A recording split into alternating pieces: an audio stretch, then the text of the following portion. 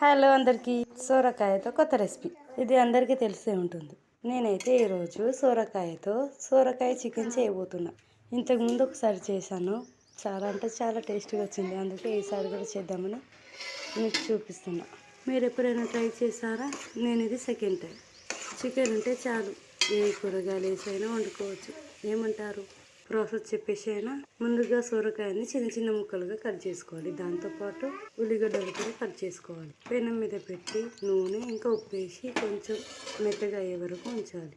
మెత్తగా అయిన తర్వాత చికెన్ని కూడా అందులో వేసి మెత్తపెట్టి ఉంచాలి. చికెన్ కూడా కొంచెం మెత్తపడుతుంది కదా, ఆ తర్వాత మిక్స్ చేసి ఉప్పు, కారం, మసాలాలు, అల్లం వెల్లిగడ్డ అంతా వేసి కలిపేసి నీళ్ళు వేసి పెట్టేసేయాలి.